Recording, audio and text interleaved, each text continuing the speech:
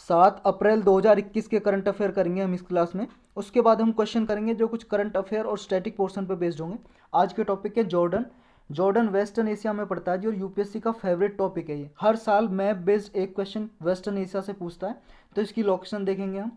All India survey of migrant workers, ये news में इसे डिस्कस करेंगे।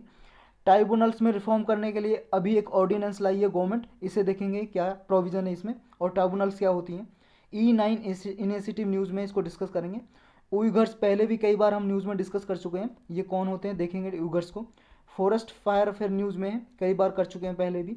चाइनाज डिजिटल करेंसी, ये क्या है इसे देखेंगे। चाइना ब्रिज अभी न्यूज़ में है, इसे पढ़ेंगे। ला पेरोस क्या है ये न्यूज़ में डिस्कस करेंगे। और लास्ट वन है आई वेब 2021। तो स्टार्ट करते हैं फर्स्ट टॉपिक जॉर्डन के। जॉर्डन हमारा फर्स्ट टॉपिक है। जॉर्डन अभी न्यूज़ में क्यों है उसे बाद में देखेंगे, पहले आप लोकेशन देखो जॉर्डन की। ये जी वेस्टर्न एशिया का मैप है, ये सऊदी अरबिया है, यहाँ पे इराक, इसके साथ में जॉर्डन, यहाँ पे ये देखो डेड सी है। डेड सी के साइड में ये वेस्ट बैंक है, और ये वेस्ट बैंक और ये वाला पार्ट है ना जो ये वाला, इसे बोलते हैं गाजा स्ट्रिप या गाजा पट्टी। गाजा स्ट्रिप और वेस्ट बैंक ये इसे मिला के बोलते हैं पैलेस्तीन या फिलिस्तीन बोलते हैं। और इस में साइड में आपको मेडिटेरेनियन सी दिखाई दे रहा है, ये यहाँ पे इजिप्ट ये दिखाई दे रहा है। लेकिन जॉर्डन के अराउंड कौन कौन सी कंट्री लगती हैं, सऊदी अरबिया, इराक, सीरिया, और यहाँ पे ये फिलिस्तीन और इसराइल। और डेड सी यहाँ पे पड़ता है जी वेस्टर्न साइड में, और यहीं से जॉर्डन रिवर होकर निकलती है, जॉर्डन के नाम पे ही है वो। और जॉर्डन की कैपिटल है अमान। और ये गोलन हाइट है, यहाँ पे गोलन हाइट, इस पे इसराइल और सीरिया के बीच में डिस्प्यूट चलता रहता है इसको लेके। ये एरिया को बोलते हैं जी जो दिखाई दे रहा है गोलन हाइट, ये छोटा सा एरिया दिखाई दे रहा है आपको ये वाला। अब न्यूज़ में क्यों है ये, न्यूज़ में इसलिए क्योंकि यहाँ पे मोनार्की है, कहाँ पे जॉर्डन में मोनार्कल सिस्टम है। मोनार्की होती है जी कि उसी का जो किंग है उसी की फैमिली से अगला किंग बनेगा, राजा बनेगा। वहाँ पे कोई प्राइम मिनिस्टर नहीं होता कि जैसे हमारे यहाँ पे इंडिया में डेमोक्रेसी है, इलेक्शन होते हैं और जो इलेक्शन में जीतता है वो प्राइम मिनिस्टर बनता है। लेकिन वहाँ ऐसा नहीं है, उसी की फैमिली से बनेगा। अगर वो मर गया तो उसका बेटा मरेगा, मतलब बेटा बनेगा, और बेटा मर गया तो फिर उसका बेटा बनेगा। ऐसा सिस्टम होता है जी, कुछ मोनार्की किंग बनता है। अभी इसलिए जी ये अब्दुल्ला है यहाँ पे मोनार्क, अब्दुल्ला यहाँ पे जॉर्डन में। इनके ब्रदर हैं जी ये, जो फॉर्मर क्राउन प्रिंस भी थे, प्रिंस अमजा बिन अल हुसैन, इन्होंने क्रिटिसाइज किया इनको। तो अब्दुल्ला ने इसको हमज बिन को हाउस अरेस्ट में रख दिया, इसलिए न्यूज़ में है ये। जॉर्डन एक अरब कंट्री है, अरब लीग है जी, एक अरब लीग एक ऑर्गेनाइजेशन है। जो कंट्री इसके मेंबर होते हैं उन्हें बोलते हैं अरब कंट्री। जॉर्डन भी अरब कंट्री है एक। और लेवांट रीजन में जी वेस्टर्न एशिया का, जो वेस्टर्न एशिया में जहाँ पे है इसे लेवांट रीजन बोलते हैं। और on the east bank of Jordan river, Jordan river हमने बताया कि यहाँ पे फ्लो करती है, उसी के ईस्टर्न बैंक पे लोकेटेड है जॉर्डन। इसके बॉर्डर कंट्री कौन कौन से देख चुके हैं हम, सऊदी अरबिया, इसराइल, फिलिस्तीन और इराक, सीरिया। डेड सी यहाँ पे लोकेटेड है इसके वेस्टर्न बॉर्डर पे। इसकी कैपिटल अमान है। और ये कॉन्स्टिट्यूशनल मोनार्की है। देखो यहाँ पे संविधान तो है, कॉन्स्टिट्यूशनल तो है, लेकिन मोनार्की सिस्टम है, मतलब किंग का ही बेटा किंग बनेगा नेक्स्ट, कोई इलेक्शन नहीं, कुछ नहीं। इसी के पास क्या है, एग्जीक्यूटिव लेजिस्लेटिव पावर है, ये ही इम्प्लीमेंट करता है रूल्स को, रूल्स यही बनाता है, मतलब पार्लियामेंट भी यही है और इम्प्लीमेंट करने वाला भी यही है। नेक्स्ट चलते हैं जी, नेक्स्ट है all India survey of migrant workers. ये अभी गवर्नमेंट ने लॉन्च किया है जी, ऑल इंडिया सर्वे होगी माइग्रेंट वर्कर के लिए। माइग्रेंट वर्कर ऐसे होते हैं जी जो एक प्लेस से दूसरे प्लेस पे जाके काम करते हैं, कर्मचारी होते हैं जो, जैसे मान लो रूरल एरिया से, ग्रामीण क्षेत्र से सिटी में चलेगी जी शहर में काम करने के लिए, उन्हें बोलते हैं माइग्रेंट वर्कर्स। या शहर से गांव में आगे कुछ भी हो सकता है जी, कोई भी माइग्रेंट वर्कर हो सकता है। एक ऑल इंडिया ये क्वार्टरली बेस्ड सर्वे होगी। क्वार्टरली का मतलब है जी, क्वार्टर का मतलब 1/4 होता है, और 1/4 किसका, साल में 12 महीने होते हैं, तो इसका 1/4 कितना होगा, 3 मंथ। 3 महीने में एक बार होगी, मतलब साल में 4 बार ये सर्वे होगी। कौन कराएगा इसे, ministry of labour and employment, ये मिनिस्ट्री कराएगी। इसका ऑब्जेक्टिव क्या है, मतलब इसका लक्ष्य क्या जी, target all India survey of migrant worker का यही है जी। इससे एम्प्लॉयमेंट रिलेटेड जो माइग्रेशन होता है वो देखेंगे जी, वर्कर की कंडीशन क्या है, और ये पता लगाया जाएगा कि कोविड-19 की वजह से माइग्रेंट जो वर्कर्स हैं उनकी लिविंग कंडीशन पे क्या इम्पैक्ट पड़ा है, क्या प्रभाव पड़ा है। नेक्स्ट क्या होगा, ये क्वार्टरली बेस्ड सर्वे होगी, ऑलरेडी देख चुके हैं। और इसमें 2 तरह की एस्टेब्लिशमेंट पे सर्वे होगी। एस्टेब्लिशमेंट का मतलब समझ सकते मतलब एस्टेब्लिशमेंट का मतलब समझ सकते हो आप कि कोई फर्म हो या कंपनी हो या फिर ऐसी कोई शॉप हो जिसमें 10 या 10 से ज़्यादा आदमी एम्प्लॉय हैं, मतलब कर्मचारी काम करते हैं 10 या 10 से ज़्यादा, या फिर 9 या 9 से कम कर्मचारी काम करते हैं, सबके लिए ये कंडीशन पता करेगी, एम्प्लॉयमेंट कंडीशन क्या है एस्टिमेट करेगी इस सर्वे में। तो सर्वे क्या है, एक तरह से क्रूशियल डेटा प्रोवाइड करेगा कि एम्प्लॉयमेंट सिचुएशन में क्या चेंजेज आया है क्वार्टरली बेसिस, हर 3 महीने में क्या चेंज आया है एम्प्लॉयमेंट में। तो इतना ही है, इसमें चलते हैं नेक्स्ट पे। नेक्स्ट है अभी tribunal reforms rationalisation and condition of service ordinance 2021, ये अभी प्रेजेंट किया है जी, ऑर्डिनेंस पेश किया है। ऑर्डिनेंस किसके पावर होती है जी पेश करने की पावर, मतलब ऑर्डिनेंस पास करने की पावर किसके पास होती है, प्रेसिडेंट के पास अगर सेंट्रल लेवल पे तो, और स्टेट लेवल पे गवर्नर के पास।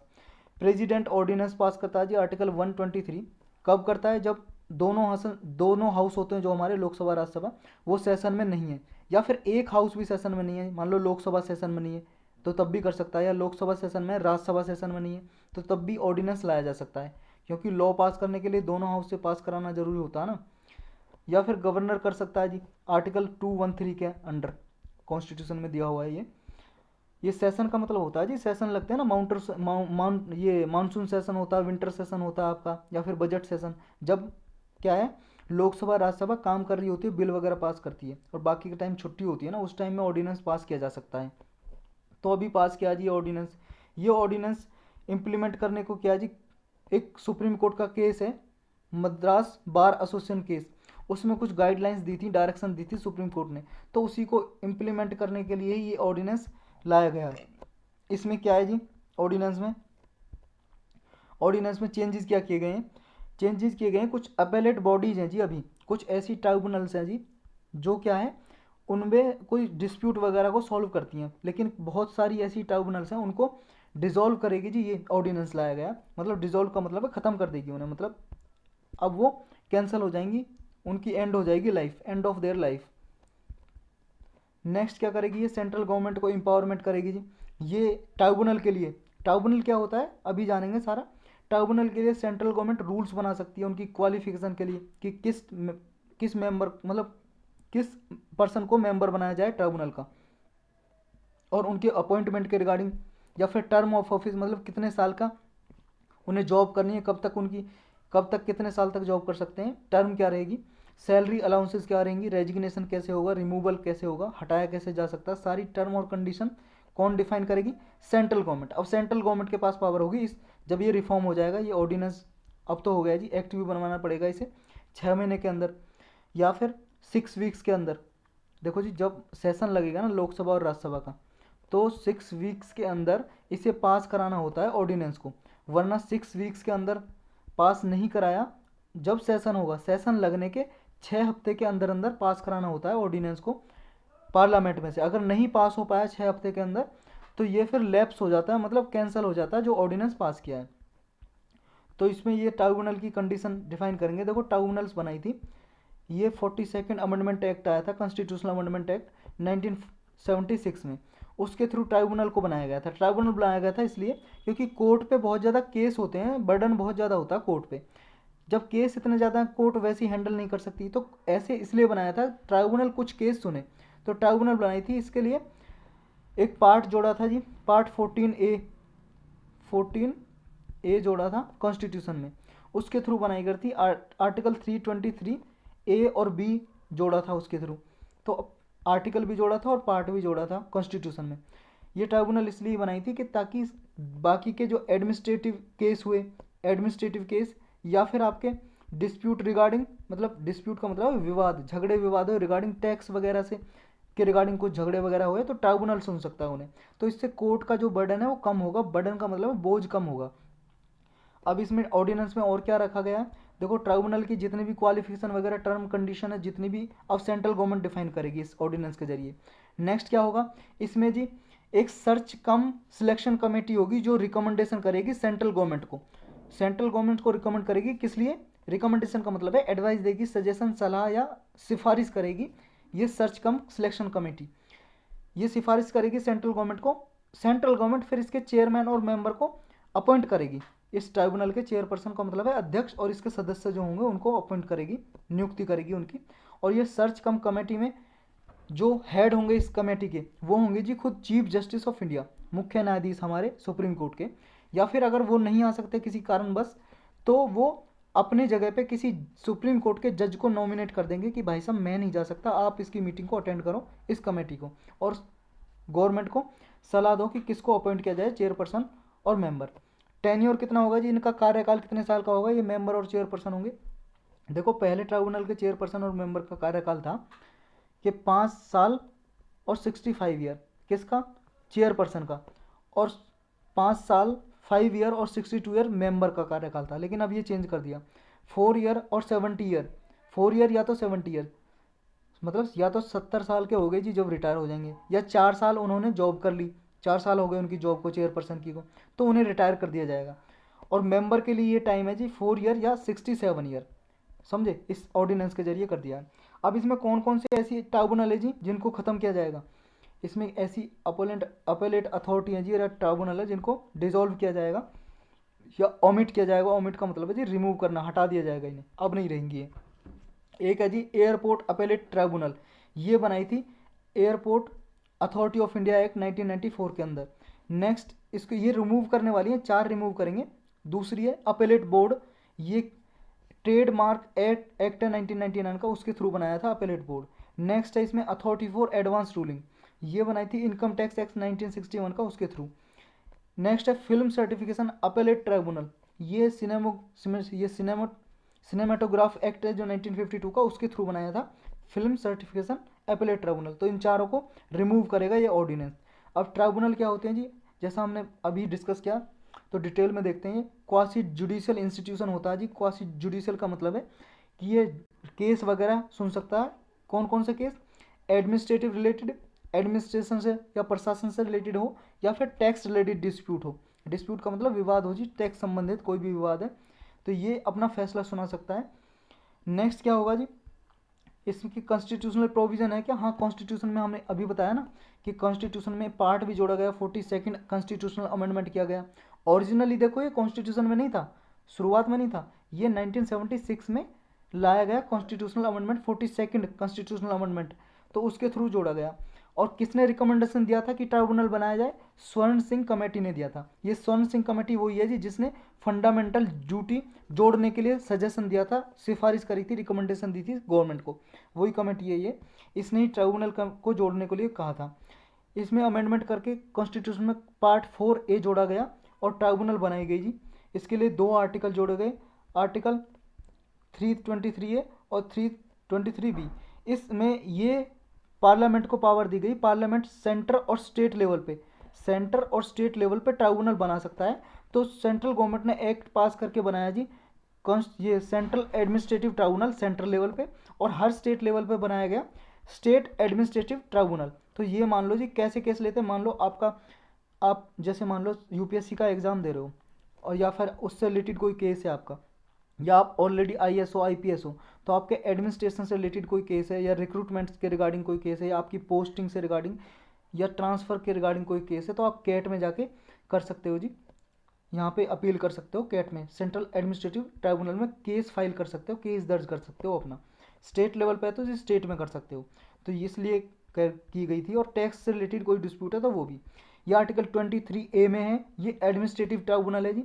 ये क्या करती हैं, मान लो रिक्रूटमेंट से रिलेटेड, रिक्रूटमेंट का मतलब है जी भर्ती से रिलेटेड, जो भर्ती होती है गवर्नमेंट वगैरह की, या सर्विस कंडीशन है किसी पर्सन की, पब्लिक सर्विस कंडीशन मतलब गवर्नमेंट जो अधिकारी हैं ऑफिसर हैं उनकी सर्विस कंडीशन के रिगार्डिंग कोई डिस्प्यूट है, तो उसमें आप इसमें जो एडमिनिस्ट्रेटिव ट्राइब्यूनल बनेंगी उन पे आप केस कर सकते हो। या फिर टैक्सेशन के रिगार्डिंग कोई डिस्प्यूट है जी, या इंडस्ट्रियल या लेबर के रिगार्डिंग, फॉरेन एक्सचेंज के रिगार्डिंग, इंपोर्ट एक्सपोर्ट से लैंड रिफॉर्म के regarding, food ceiling on urban property वगैरह, election to parliament, state legislature, या रेंट टीनेंसी राइट्स, तो इनके रिगार्डिंग कोई भी डिस्प्यूट है आप ट्राइब्यूनल में जाके केस दर्ज कर सकते हो।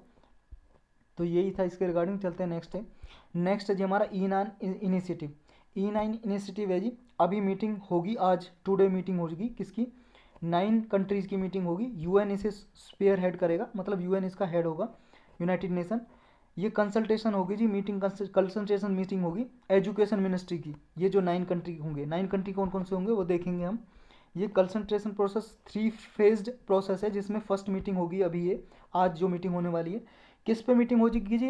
देखो एजुकेशन के रिगार्डिंग होगी कि डिजिटल लर्निंग को और स्किल्स को कैसे इम्प्रूव किया जाए, ताकि जो मार्जिनलाइज चिल्ड्रन है ना, मार्जिनलाइज का मतलब है जो गरीब तबके के बच्चे हैं या यूथ हैं या स्पेशली गर्ल्स, मतलब खास तौर पे जो लड़कियां हैं, वो उन पे ध्यान दिया जाएगा जी स्पेशली। तो ये देखा जाएगा कि जो ऑनलाइन एजुकेशन है उसको कैसे इम्प्रूव किया जाए, इस बारे में कंसल्टेशन होगी जी।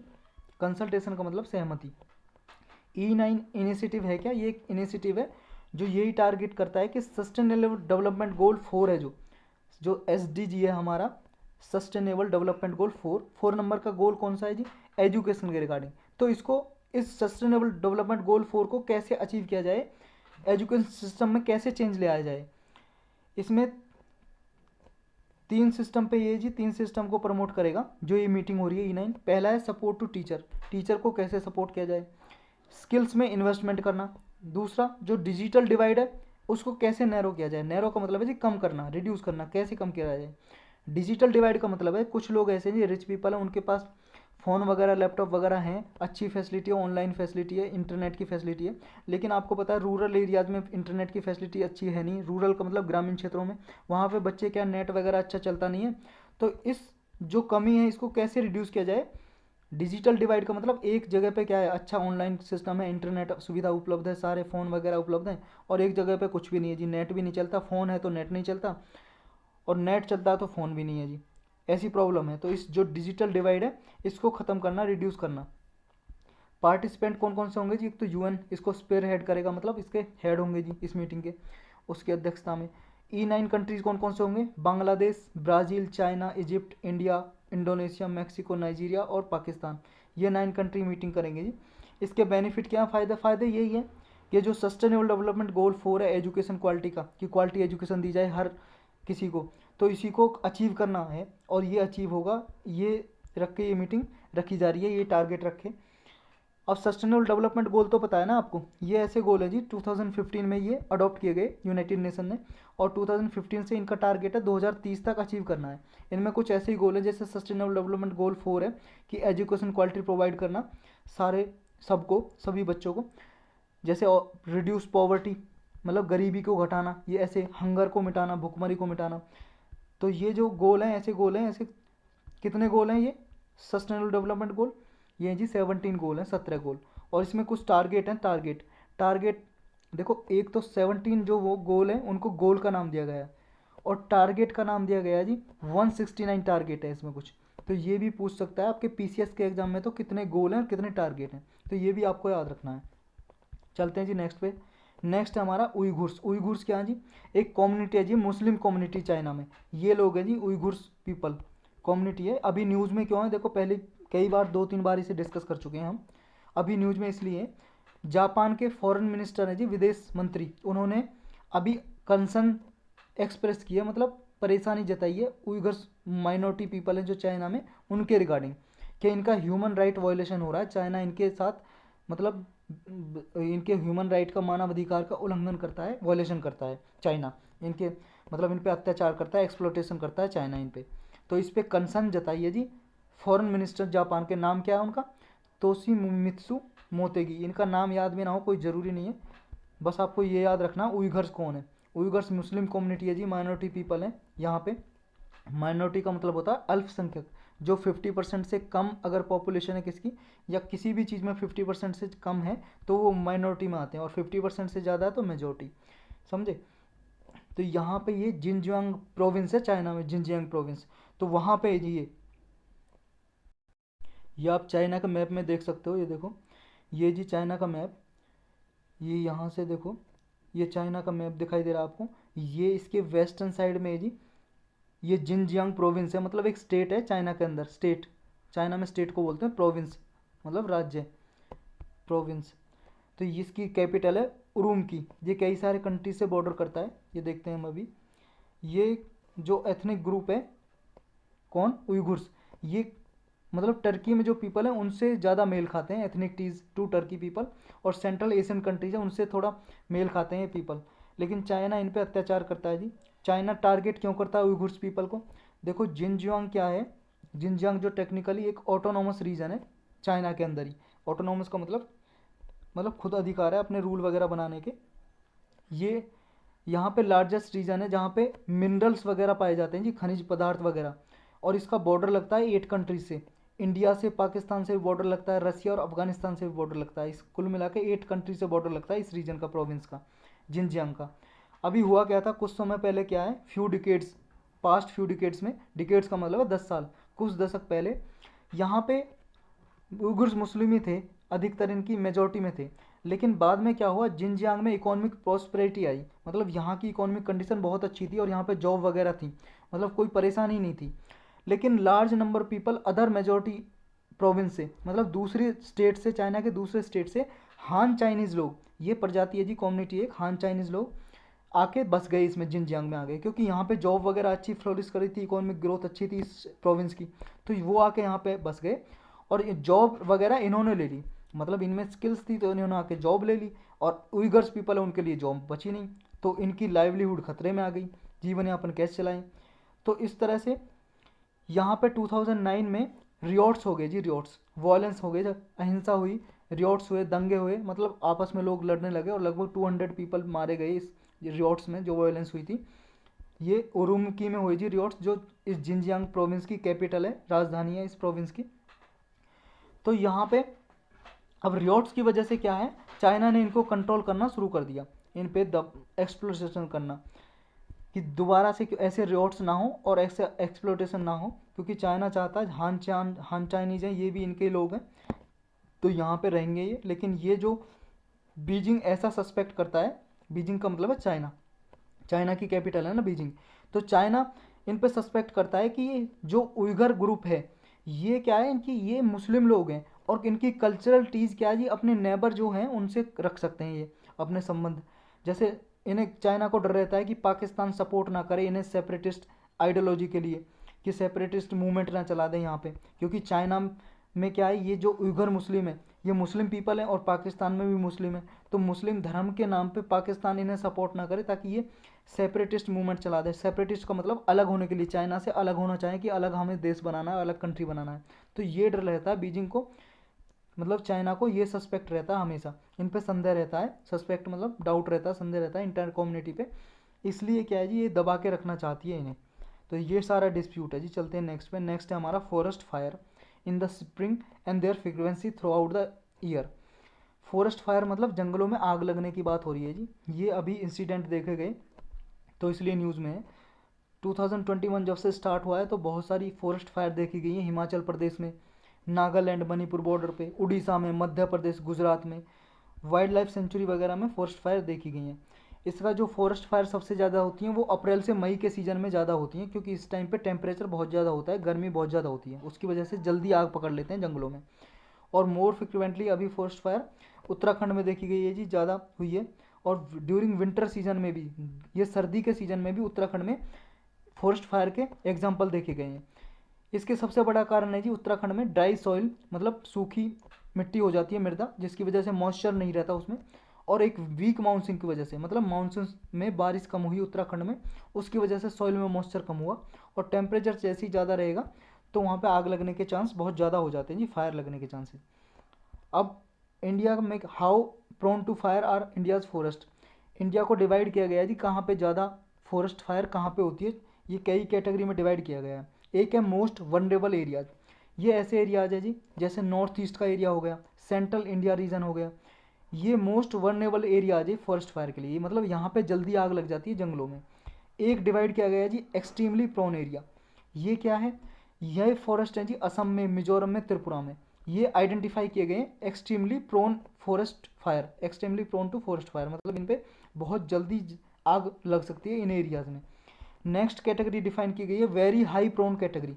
देखो ये कैटेगरी आपको याद रखनी है, ये कैटेगरी कहाँ पे है, मोस्ट वनरेबल कहाँ पे है, नॉर्थ ईस्ट और सेंट्रल इंडिया, एक्सट्रीमली कहाँ पे है, वेरी हाई प्रोन कैटेगरी कहाँ पे है, ये स्टेट्स हैं जी। वेरी हाई प्रोन कैटेगरी में आते हैं आंध्र प्रदेश, मणिपुर, मेघालय, मिजोरम, नागालैंड, उड़ीसा, महाराष्ट्र, बिहार और उत्तर प्रदेश। और फिर है जी extremely poor, extremely prone category. इसमें वेस्टर्न महाराष्ट्र, सदर्न छत्तीसगढ़, तेलंगाना का कुछ एरिया, आंध्र प्रदेश का कुछ area, along with central Orissa, तो ये आते हैं extremely prone forest fire areas में। अब एरियाज ये जो हाईली प्रोन और मॉडरेटली प्रोन एरियाज में आते हैं वो लगभग 26% एरिया टोटल फॉरेस्ट का इन कैटेगरी में आता है, हाईली प्रोन और मॉडरेटली प्रोन में। अब कॉजेज क्या है जी फॉरेस्ट फायर के, कारण क्या है, किस लिए लगती है जंगलों में आग? देखो जी, एक तो लैक ऑफ सॉइल मॉइस्चर, जो मृदा है जी उसमें मॉइस्चर कम है, मतलब पानी की कम है। और अगर जैसे ही टेम्परेचर ज़्यादा होगा सॉइल भी गर्म होगी, और सॉइल को जैसे ही कोई स्पार्क मिल गया तो जल्दी से आग लग जाएगी। रेनफॉल डेफिशिएंसी, बारिश कम होती है, एक ये रीज़न है। नेक्स्ट रीज़न है जी नेचुरल कॉजेज है कुछ, जैसे लाइटनिंग, जैसे बिजली पड़ना जी, बिजली पड़ती है ना, जो बिजली गिर जाती है आसमान से, लाइटनिंग, तो उसकी वजह से क्या है आग लग जाती है जंगलों में। हाई एटमॉस्फेरिक टेम्परेचर, जब टेम्परेचर ज़्यादा होता है तो आग लगने के चांस ज़्यादा होते हैं। लो ह्यूमिडिटी, ह्यूमिडिटी का मतलब है आर्द्रता। मॉइस्चर इन एयर को बोलते हैं जी, मतलब quantity of moisture in air, humidity, कि मॉइस्चर है जो पानी है हवा में जो कम रहेगा, तो उसकी वजह से क्या है टेम्परेचर ज़्यादा रहेगा तो आग लगने के चांसेस ज़्यादा होते हैं। कुछ मैन मेड कॉजेज है जी, मैन मेड कॉजेज को बोलते हैं एंथ्रोपोजेनिक, एंथ्रोपोजेनिक कॉजेज, एंथ्रोपोजेनिक। ये कौन कौन से कॉज हैं? फ्लेम, मान लो जी जंगलों में आदमी गए और उन्होंने क्या है वहाँ पे, मान लो विंटर में गए, वहाँ पे उन्होंने तापने के लिए यहाँ पे आँच लगा ली जी, आग लगा ली, और वो आग को ऐसे ही सुलगता हुआ छोड़ गए, और जैसी ही हवा चलेगी वो आग पेड़ वगैरह में लग जाएगी और पूरा जंगल जला देगी। या सिगरेट वगैरह, यहाँ पे गए सिगरेट वगैरह जलती हुई छोड़ दी। या इलेक्ट्रिक स्पार्क, बिजली की तारें जी, पावर लाइन है जंगलों के बीच में से, उनमें अगर स्पार्क हो गया उसकी वजह से लग जाती है। या कोई और भी इग्निशन हो गया जी, उसकी वजह से फॉरेस्ट फायर हो सकती है। प्रॉब्लम जी ह्यूमन और कैटल पॉपुलेशन की वजह से भी एग्रीवेट हो रही है, एग्रीवेट का मतलब इंक्रीज हो रही है, क्योंकि डिमांड हो रही है ज़्यादा से ज़्यादा ग्रेजिंग की, मतलब पशु चराते हैं ना लोग, यहाँ पे पशु चराने जाते हैं, उसकी वजह से क्या है मान लो बीड़ी सिगरेट पी और छोड़ गए वहीं पे। नेक्स्ट है शिफ्टिंग कल्टीवेशन की वजह से। शिफ्टिंग कल्टीवेशन पता है ना आपको, झूम कल्टीवेशन भी बोलते हैं शिफ्टिंग कल्टीवेशन को, झूम कल्टीवेशन। यह क्या होता है, यहाँ पे जो आदिवासी लोग रहते हैं, ट्राइब लोग रहते हैं जंगलों में, फॉरेस्ट एरियाज़ में, वो क्या करते हैं कुछ एरिया को जहाँ से जंगल साफ किया, काट दिया यहाँ पे पेड़, और यहाँ पे कृषि करना स्टार्ट कर दिया, एग्रीकल्चर। और इसकी 3-4-5 साल में जो फर्टिलिटी है कम हो जाती है सॉइल की, फर्टिलिटी का मतलब उत्पादकता, मतलब इसकी प्रोडक्टिविटी कम हो जाती है, फर्टिलिटी, जिसकी वजह से ये इस लैंड को छोड़ देते हैं, मतलब यहाँ पे अनाज कम होता है, कम होना शुरू हो जाता है, फिर ये इसे छोड़ के दूसरे फॉरेस्ट एरिया में, दूसरी जगह पे फॉरेस्ट को काट देते हैं, फिर वहाँ पे स्टार्ट कर देते हैं एग्रीकल्चर करना। इसको बोलते हैं शिफ्टिंग कल्टीवेशन, शिफ्ट हो जाते हैं मतलब, या झूम कल्टीवेशन। और बाकी के स्टेट में, कई कई स्टेट में अलग अलग नाम से जाना जाता है इसको, शिफ्टिंग कल्टीवेशन को, झूम कल्टीवेशन को, जैसे कहीं पोडू बोला जाता है, पोडू, तो और कई कई नामों से इसे जाना जाता है।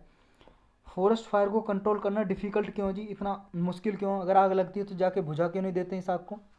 इतना आसान नहीं है जी, डिफ़िकल्ट इसलिए, देखो फॉरेस्ट फायर को रोकना इसलिए है क्योंकि फॉरेस्ट को एक्सेस करना ही डिफ़िकल्ट है।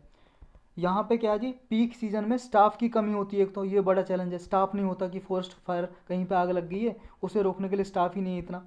नेक्स्ट है जी फॉरेस्ट स्टाफ तो कम है ही, और नेक्स्ट है थिक फॉरेस्ट, मतलब जंगल, घने जंगल होते हैं, मान लो जी ये फॉरेस्ट है, अब यहाँ पे ऐसा तो है नहीं चारों तरफ रोड बने हुए हैं हर जगह, यहाँ पे कहीं कहीं रोड होंगे, अब ऐसा तो है नहीं फॉरेस्ट फायर सिर्फ रोड के अलोंग ही लगेगी, रोड के साइड में ही लगेगी, हो सकता है यहाँ पे रोड है, यहाँ पे लग जाए फॉरेस्ट फायर, समझे, यहाँ पे भी फॉरेस्ट है।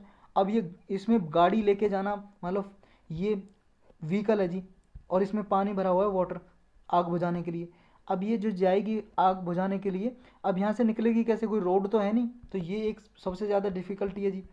नेक्स्ट है कि ट्रांसपोर्ट हैवी व्हीकल्स को ले जाना, loaded with water, loaded with water, ये जो अभी बताया, थिक फॉरेस्ट में वाटर के से, जो वाटर से लोड होते हैं व्हीकल्स, उन्हें ले जाना बहुत ही चैलेंजिंग है यहाँ पे। नेक्स्ट है जी विंड स्पीड और डायरेक्शन, मान लो जी हवा चल रही है, हवा की डायरेक्शन में आग लगती जा रही है, उसे बुझाना भी बहुत एक चैलेंजिंग है। अब इफ़र्ट क्या किए हैं जी गवर्नमेंट ने फॉरेस्ट फायर को कंट्रोल करने के लिए, प्रोटेक्ट करने के लिए? 2004 से जी इफेक्ट किए, जो फॉरेस्ट सर्वे ऑफ इंडिया है उसने डेवलप किया जी फॉरेस्ट फायर अलर्ट सिस्टम, जहाँ पे भी मान लो आग लग गई तो यहाँ पे कुछ अलार्म लगाए हुए हैं, वो जैसे ही टेम्परेचर इंक्रीज होता है ना आग की वजह से, तो ये अलार्म बज जाते हैं और फॉरेस्ट के जो स्टाफ है उन्हें पता लग जाता है कि हाँ भाई साहब कहीं पे आग लग गई है, चलो बुझाने। नेक्स्ट 2019 में एक लॉन्च किया जी सिस्टम, सैटेलाइट के थ्रू डेटा प्रोवाइड करते हैं जी इन्फॉर्मेशन। नासा और इसरो इन्फॉर्मेशन देती है फॉरेस्ट डिपार्टमेंट को कि यहाँ पे आग लग गई है, आप सैटेलाइट से वो पता लगा लेते हैं और वो फिर चले जाते हैं जी बुझाने के लिए। एक नया सिस्टम इन्फॉर्मेशन के लिए अभी क्या जी मतलब डिप्लॉय किया गया है, जिससे इन्फॉर्मेशन गैदर करते हैं। इसका नाम है मोडिस सेंसर। मोडिस सेंसर लगाए हुए, ये सेंसर क्या है, डिटेक्ट करते हैं कहाँ पे फॉरेस्ट फायर लग गई है, तो एक इलेक्ट्रॉनिकली ट्रांसमिटेड कर देते हैं फॉरेस्ट सर्वे ऑफ इंडिया को। तो ये सिस्टम लगाए गए कंट्रोल करने के लिए। नेक्स्ट है जी हमारा चाइनाज डिजिटल करेंसी। चाइना ने अभी लॉन्च किया जी फरवरी में डिजिटल करेंसी अपनी। डिजिटल का मतलब है जी ऑनलाइन करेंसी या क्रिप्टो करेंसी भी बोल सकते हो आप। ये जो लॉन्च किया जी, ये मतलब चाइना में बीजिंग में विंटर ओलंपिक होने वाला है 2020 में, फरवरी 2020 में, तो उससे पहले ही ये रोल आउट की गई है। प्लान रखा है कि चाइना ने, चाइना जी की जो डिजिटल करेंसी होगा उसका नाम होगा जी डीसैप। डीसैप की फुल फॉर्म है डिजिटल करेंसी इलेक्ट्रॉनिक पेमेंट, या इसका बोलेंगे डिजिटल आरएमबी। आरएमबी का मतलब है रेनमिनबी। रेनमिनबी चाइना की करेंसी है, जैसे हमारे इंडिया की करेंसी क्या है, मुद्रा रुपया, ऐसे चाइना की रेनमिनबी है। रेनमिनबी को युआन भी बोलते हैं, युआन, युआन, युआन बोलते हैं। लेकिन जो डिजिटल करेंसी का नाम है वो डिजिटल आरएमबी है, डिजिटल रेनमिनबी, ये आपको याद रखना है। ये चाइना की करेंसी का डिजिटल वर्जन है और इसे जो चाइना का सेंट्रल बैंक है, जैसे हमारा इंडिया का सेंट्रल बैंक कौन है, RBI, reserve bank of India, ऐसे चाइना का सेंट्रल बैंक है पीपल्स बैंक ऑफ चाइना। तो ये इसे रेगुलेट करेगा जी इस डिजिटल करेंसी को, ये ऑथराइज है जी चाइना का जो सेंट्रल बैंक है। डिजिटल करेंसी के फीचर क्या है, ये लीगल टेंडर होगा, जैसे चाइना की जो करेंसी है ना युआन या रेनमिनबी, जैसे लीगल टेंडर होता है, कोई मना नहीं करेगा डिजिटल करेंसी को लेने से। जैसे हमारी कंट्री में रुपया है जी, हमारी करेंसी मुद्रा, आप किसी को रुपये दे के कुछ खरीदोगे तो रुपये मना नहीं करेगा, वो ये नहीं कहेगा नहीं मैं तो डॉलर ही लूँगा, आप डॉलर दो मुझे, वो ये नहीं बोल सकता। रुपया हमारे यहाँ पे चलती है तो रुपया ही लेगा वो। तो ये एक लीगल टेंडर होगी, कोई मना नहीं कर सकता है डिजिटल करेंसी के लिए। और ये कोई थर्ड पार्टी इसे रेगुलेट नहीं करेगी इस पेमेंट को, कि कौन करेगा रेगुलेट, सेंट्रल बैंक करेगा, चाइना का सेंट्रल बैंक। कोई थर्ड पार्टी ट्रांजैक्शन नहीं होगी और कोई फीस भी नहीं लगेगी इसी ट्रांजैक्शन में, मतलब ट्रांसफ़र करेंगे पेमेंट तो उसमें फीस भी नहीं लगेगी। और अनलाइक ई वॉलेट, अनलाइक का मतलब है जी ई वॉलेट की में, जैसे ई वॉलेट में क्या होता है, जैसे ई वॉलेट है जी पेटीएम, तो जैसे कोई पेमेंट वगैरह करनी है तो वो मांगता है ना कि आप, जैसे भीम ऐप है जी, भीम ऐप, ये क्या है, ई वॉलेट है एक भीम ऐप, और कभी आपने चलाई हो पेमेंट करने के लिए ऑनलाइन, तो इसमें क्या होता है, आपको बैंक अकाउंट लिंक करना पड़ता है भीम ऐप से, समझे, इसमें लिंक हो जाता है। लेकिन ई वॉलेट में जैसे लिंक करना पड़ता है, तो इसमें लिंक नहीं करना पड़ेगा, डिजिटल करेंसी को लिंक नहीं करना पड़ेगा किसी अकाउंट से, अनलाइक ई वॉलेट। और एक दूसरा ये है जी, इसमें क्या है, ई वॉलेट को चलाने के लिए, भीम ऐप को चलाने के लिए, जैसे हम इसमें भीम ऐप को एक एग्जांपल ले रहा हूँ, चाइना में नहीं चलती है भीम ऐप, इंडिया की भीम ऐप है। तो ई वॉलेट कोई भी होगा, जैसे ये इंटरनेट कनेक्टिविटी चाहिए होती है ई वॉलेट को, लेकिन डिजिटल करेंसी को ई मतलब इंटरनेट नहीं चाहिए, बिना इंटरनेट के भी ये काम कर सकती है। ये फिर काम कैसे करेगा जी, पेमेंट मेड मोड इसमें इसमें करेगा जी, पेमेंट की जाएगी नियर फील्ड कम्युनिकेशन टेक्नोलॉजी के थ्रू डिजिटल करेंसी में।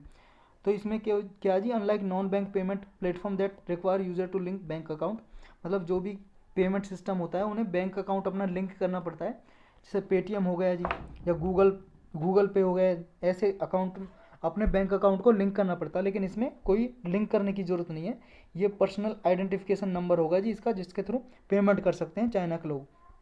नेक्स्ट है जी Chenab bridge. Chenab bridge Chenab river पे बनाया जा रहा है जी, ये वर्ल्ड का हाईएस्ट रेलवे ब्रिज होगा जी, रेल का ब्रिज। ये ब्रिज है जी जो दिखाई दे रहा है ना आपको, ये 1.3 किलोमीटर का है जी, और इसकी हाइट है जी लगभग 359 metre, height from the river bed से, ये रिवर बेड है जी, रिवर का बेड, और यहाँ से लेके ऊंचाई इसकी कितनी है, 359 मीटर। ये दुनिया का सबसे ऊंचा ब्रिज होगा, रेलवे ब्रिज, जो किसको कनेक्ट करेगा जी, कश्मीर को करेगा रेस्ट ऑफ इंडिया से। ये ब्रिज चेनाब रिवर के ऊपर बनाया जा रहा है। ये पार्ट होगा जी उधमपुर श्रीनगर बारामूला रेल लिंक है, उसी का प्रोजेक्ट का पार्ट होगा। वर्ल्ड का हाईएस्ट होगा जी, जो जम्मू कश्मीर को रेस्ट ऑफ इंडिया से कनेक्ट करेगा।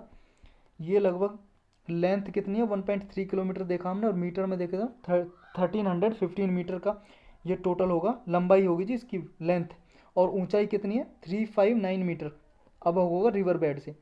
जो आईफल टावर है पेरिस में, आईफल टावर उससे भी 35 मीटर ऊंचा है ये चेनाब ब्रिज। तो इतना ही था इसमें। चलते हैं नेक्स्ट पे। नेक्स्ट है हमारा ला पेरोस। ये एक मिलिट्री एक्सरसाइज है जी, मेरी टाइम एक्सरसाइज, मल्टी लेटरल मेरी टाइम एक्सरसाइज है जो ईस्टर्न इंडियन ओशियन रीजन में हो रही है।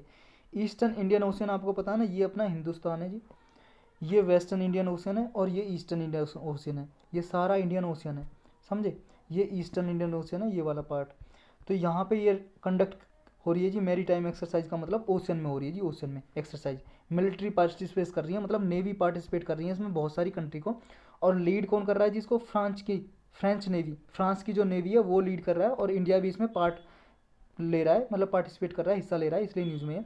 तो ला पेरोस ये याद रखना मल्टीलेटरल है जी, बाईलेटरल नहीं है, फ्रांस और इंडिया के बीच में नहीं है, सिर्फ बहुत सारी कंट्री इसमें पार्टिसिपेट कर रही हैं उनकी नेवी। चलते हैं नेक्स्ट में। नेक्स्ट है जी हमारा international virtual election visitor programme IWEB 2021। इसको कौन होस्ट करेगा recently, election commission of India. अपने इंडिया का इलेक्शन कमीशन इसे होस्ट करेगा, इसकी मेज़बानी करेगा। ये अभी इसमें बहुत सारी कंट्रीज पार्टिसिपेट कर रही हैं जी, लगभग 26 कंट्रीज़ के इलेक्शन मैनेजमेंट बॉडी हैं। जैसे हमारी इलेक्शन मैनेजमेंट बॉडी कौन सी है, इलेक्शन कमीशन ऑफ इंडिया। ऐसी 26 कंट्रियों की इलेक्शन मैनेजमेंट बॉडी हैं जो वो इसमें पार्टिसिपेट करेंगी, और 3 इंटरनेशनल ऑर्गेनाइजेशन इसमें पार्टिसिपेट करेंगी। इसमें क्या होगा जी, इसमें ये होगा जैसे इलेक्शन कमीशन ऑफ इंडिया कैसे इलेक्टोरल प्रोसेस को कैसे कंडक्ट कराता है इंडिया में, इंडियन जो इलेक्टोरल प्रोसेस है उसकी जानकारी देगा ये जो देश है, कि आप इतने अच्छे से फेयर और फ्री इलेक्शन कराते हो इंडिया में। इलेक्शन कमीशन ऑफ इंडिया कराता है जी फ्री और फेयर इलेक्शन, कैसे कराता है, कौन कौन से इनिशिएटिव लेता है, तो ये सारे election commission of India share करेगा इन कंट्रीज़ के साथ। कैसे ट्रांसपेरेंसी और एक्सेसिबिलिटी इलेक्टोरल सिस्टम में लेके आता है इलेक्शन कमीशन ऑफ इंडिया, तो सारी जानकारी शेयर करेगा इन कंट्रीज़ के साथ। तो आज के लेक्चर में इतना ही था जी। आज आप क्वेश्चन करेंगे हम। क्वेश्चन देखो जी, पहला आपको बताना है Jordan is flanked by which of the following sea on its western border. आपको बताना जी जॉर्डन है जो, जॉर्डन के वेस्टर्न साइड में, पश्चिमी साइड में कौन सा सी लगता है, मेडिटेरियन सी, रेड सी या कैस्पियन सी। जी हाँ बिल्कुल करेक्ट, डेड सी अभी आज ही पढ़ा है, डेड सी लगता है जी इसके वेस्टर्न साइड में। नेक्स्ट है हमारा inverted duty structure for particular product will tend to discourage its. ये बताना जी अगर इन्वर्टेड ड्यूटी स्ट्रक्चर लगाया जाए, इन्वर्टेड ड्यूटी, ड्यूटी का मतलब होता है जी जैसे कस्टम ड्यूटी, एक तरह से टैक्स मान लो। जब मान लो इंपोर्ट और एक्सपोर्ट करते हैं हम हमारी कंट्री से, तो बॉर्डर एरिया से बाहर जाता है या हमारे बॉर्डर के अंदर आता है, कंट्री के बॉर्डर से अंदर आ जाता है माल बाहर विदेशों से, तो यहाँ पे बॉर्डर पे टैक्स लगता है जी, कस्टम ड्यूटी बोलते हैं जिसे, कस्टम ड्यूटी, इंपोर्ट ड्यूटी या एक्सपोर्ट ड्यूटी, तो टैक्स ही होता है एक तरह से, उसको ड्यूटी बोलते हैं बॉर्डर एरियाज पे। तो ये ड्यूटी अगर इन्वर्टेड ड्यूटी लगाएंगे तो उसकी वजह से किस किस सिस्टम को डिस्करेज करेगा, मतलब डिस्करेज का मतलब उसे, डिस्करेज का मतलब है रिड्यूस करेगा उसका इम्पैक्ट, ये मान लो आप। तो किस किस को डिस्करेज करेगा जी ये बताओ, डोमेस्टिक वैल्यू एडिशन को, एसोसिएटेड फॉरेन डायरेक्ट इन्वेस्टमेंट को, import of finished goods as compare to its raw material. Raw material जानते हो ना आप, कच्चा माल, जैसे मान लो जी हमें शर्ट बनानी है या पैंट बनानी है, कोई कपड़ा बनाना है दरी, तो हमें कॉटन से बनाना है, तो कॉटन होता है, कॉटन एक रॉ मटेरियल कच्चा माल, इससे जो बन के तैयार होगा जी, बिस्तर बना लिया कोई, या आपने दरी बना लिया, आपने कारपेट बना लिया, कारपेट, या फिर आपने मान लो जी शर्ट बना ली, तो ये क्या है, प्रोडक्ट बन गया जी फिनिश्ड गुड। ये फिनिश्ड गुड हो गया जो जिसे कंज्यूमर पहनेगा शर्ट को। अब शर्ट से ऐसा ऐसा तो है नहीं शर्ट से कुछ और बना ले, हाँ इंडियन फैमिलीज में वो अलग बात है, शर्ट ख़राब हो जाती है तो पोछा बना लेते हैं उसका, अब उसकी बात नहीं कर रहे हैं हम, लेकिन ये फिनिश्ड गुड हो गया जी शर्ट। तो आपको बताना है कौन कौन सा करेक्ट है। आपके ऑप्शन है जी 1 2 2 3, 1 3 या 2 ओनली। देखो जी इसका आंसर है 1 2 ओनली। इन्वर्टेड ड्यूटी होती है जी, इन्वर्टेड ड्यूटी का मतलब है, इन्वर्टेड का मतलब है उल्टा। अब ड्यूटी उल्टी कैसे लगाते हैं, देखो जब मान लो फिनिश्ड गुड पे क्या है, फिनिश्ड गुड पे ड्यूटी कम हो, लेस ड्यूटी हो, मतलब टैक्स कम हो, और रॉ मटेरियल पे ज़्यादा हो, रॉ मटेरियल पे ज़्यादा हो, रॉ मटेरियल पे मोर टैक्स हो ड्यूटी, उसे बोलते हैं इन्वर्टेड ड्यूटी। इसे क्यों लगाती है गवर्नमेंट, देखो अगर मान लो यहाँ पे टायर बनाने, टायर जैसे व्हीकल में टायर यूज होते हैं ना, कार वगैरह में टायर, तो ये टायर बनाने हैं यहाँ पे, तो टायर बनाने के लिए रबर चाहिए, रबर चाहिए, और रबर मान लो जी रबर यहाँ पर लाके और टायर बनाएंगे तो हमें इंडिया में महंगा पड़ रहा है। अगर रबर खरीदी और टायर बनाया, टायर बन के तैयार हुआ मान लो 200 रुपये का, 200 रुपीज़ का, लेकिन अगर हम टायर ही खरीदें बाहर से तो वो हमें पड़ रहा है 150 रुपीज़ का।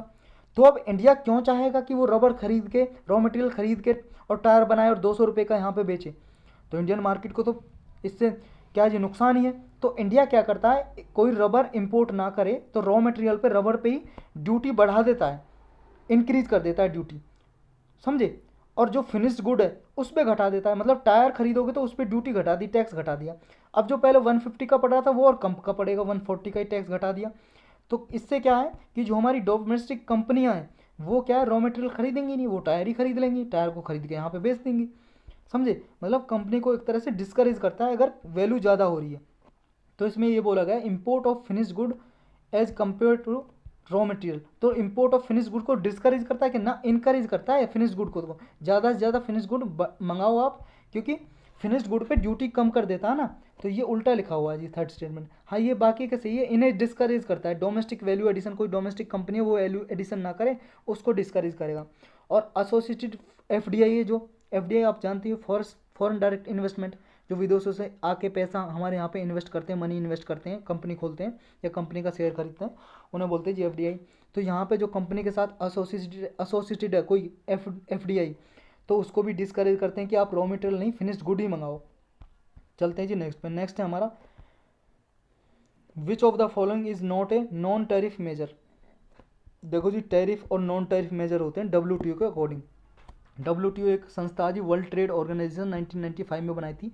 ये वर्ल्ड वाइड ट्रेड कैसे किया जाएगा उसके लिए रूल्स रेगुलेशन बनाती है, व्यापार कैसे होगा कंट्रीज़ के बीच में। तो नॉन टैरिफ और टैरिफ बैरियर है जी इसके। बैरियर एक टैरिफ बैरियर ऐसे होते हैं जी, मतलब टैक्स, जो टैक्स लगाते हैं, जो भी टैक्स ड्यूटी कस्टम ड्यूटी ये टैरिफ बैरियर में आते हैं। और नॉन टैरिफ कौन से में आते हैं जी, वो होते हैं जी मतलब कोई कोटा वगैरह लगा दें कि लिमिट फिक्स कर दें, ये होते हैं नॉन टैरिफ। तो आपको बताना नॉन टैरिफ बैरियर कौन कौन से इसमें। टेक्निकल बैरियर टू ट्रेड, कुछ ट्रेड पे, व्यापार पे नॉन मतलब टेक्निकल बैरियर लगा दें, या फाइटो सैनिटरी रेस्ट्रिक्शन, हेल्थ के रिगार्डिंग कुछ रेस्ट्रिक्शन लगा दें जी, या import licensing procedure, licensing procedure जो मान लो जी इंपोर्ट लाइसेंस है उसके प्रोसीजर को थोड़ा कठिन बना दें, डिफ़िकल्ट बना दें, या all of the above are non tariff measures. बताओ जी। जी हाँ बिल्कुल करेक्ट, डी आंसर है, सारे ही नॉन टैरिफ मेजर है। मैंने बताया नॉन टैक्स का मतलब है, जो नॉन टैरिफ का मतलब है नॉन टैक्स, टैक्स के अलग जो कोटा लगाया जाता है, जब बैरियर लगाए जाते हैं, बैरियर का मतलब है बाधा, एक तरह से स्टॉपेज। तो टेक्निकल बैरियर लगा देते हैं, कह देते हैं जी ये टेक्नोलॉजी है, ये ऑब्सोलीट टेक्नोलॉजी है, मतलब आउटडेटेड टेक्नोलॉजी, हमें इसकी ज़रूरत नहीं है। और इस तरह से मान लो ड्यूटी टैक्स बढ़ा देगा इंडिया, बाहर से जो हमारा माल आ रहा है, मतलब इंपोर्ट कर रहे हैं, तो टेक्निकल बैरियर लगा देते हैं। या फिर फाइटो सैनिटरी कह देंगे, जो ये प्रोडक्ट आ रहा है आपका, मान लो बाहर से आप मान लो एलमंड मंगा रहे हो जी, एलमंड बादाम, कह दोगे ये एलमंड की क्वालिटी बेकार है, ये हेल्थ को ख़राब करेगी हमारे इंडिया में आके, तो उस पर रेस्ट्रिक्शन लगा देंगे। या इंपोर्ट लाइसेंसिंग को थोड़ा डिफिकल्ट बना देंगे, तो ये सारे रेस्ट्रिक्शन लगाते हैं जी इसमें। नेक्स्ट है हमारा government introduce amendment to which of the following laws to introduce electoral bond.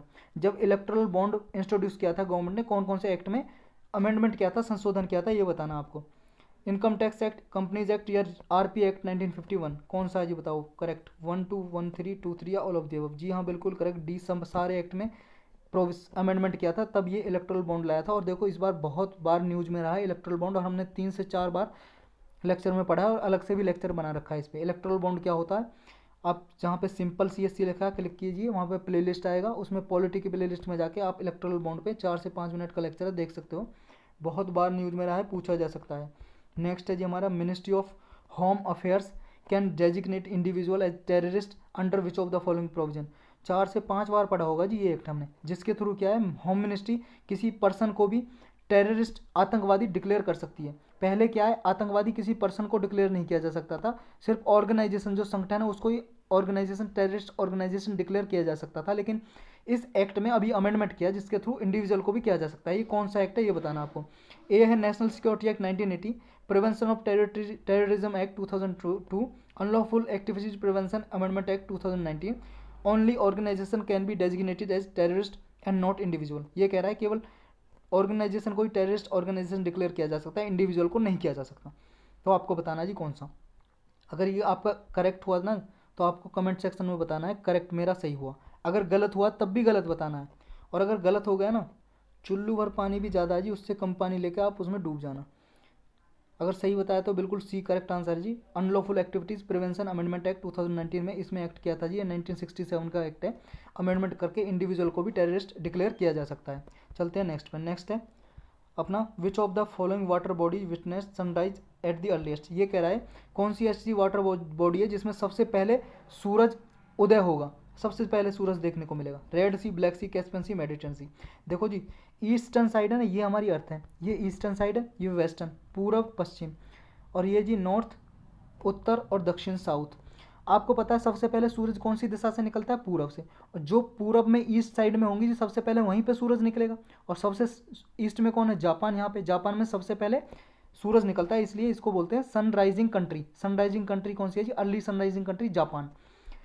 तो ऐसे ही जो सबसे ईस्ट में बॉडी होगी सबसे पहले सूरज वहीं पे उदय होगा। आपको बताना जी सबसे ईस्ट में कौन सी है, कहने का मतलब ये है सबसे ईस्ट में जी कैस्पियन सी। इन चारों में से सबसे चारों में से बात हो रही है बस। तो ये देखो जी आप मैप, ये एशिया और ये अफ्रीका, ये यूरोपियन यूनियन। यहाँ पे मेडिटेरियन सी सबसे वेस्ट में पड़ गया जी, ब्लैक सी फिर इसके ईस्ट में, फिर ये रेड सी है जी यहाँ पे रेड सी, और ये सबसे ईस्ट में इनके कैस्पियन सी पड़ गया। तो सबसे पहले कहाँ पे होगा? कैस्पियन सी में, इन चारों बॉडीज में। नेक्स्ट पे चलते हैं जी। In the annual budget document of the government of India primary deficit refers to.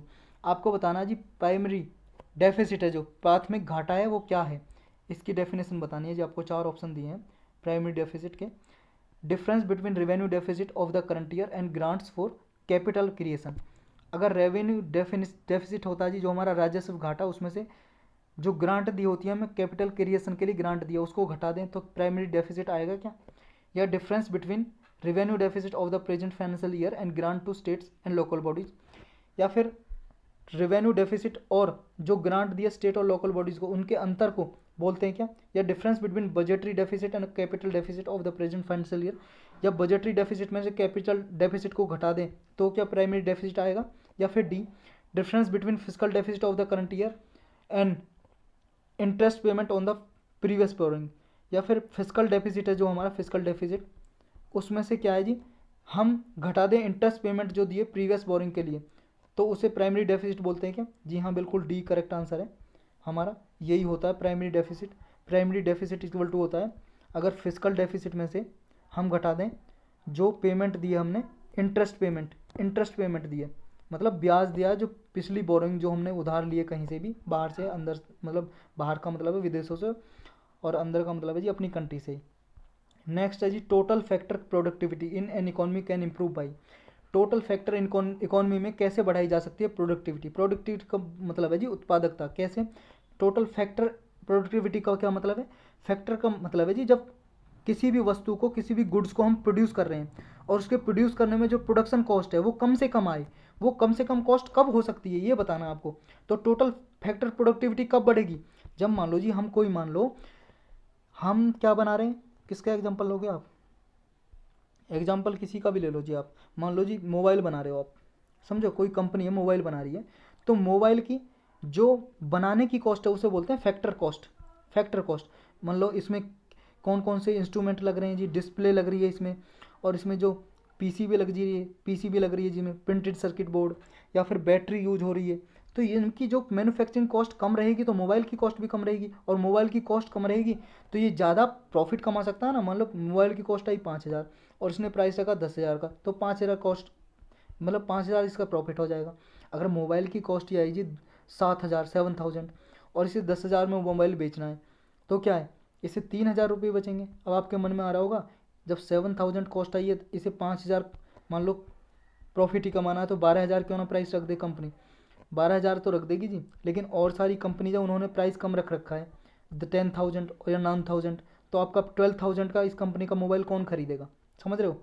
तो अब ये बताना जी ये टोटल फैक्टर प्रोडक्टिविटी है जो कब इंप्रूव हो सकती है, कब बढ़ सकती है?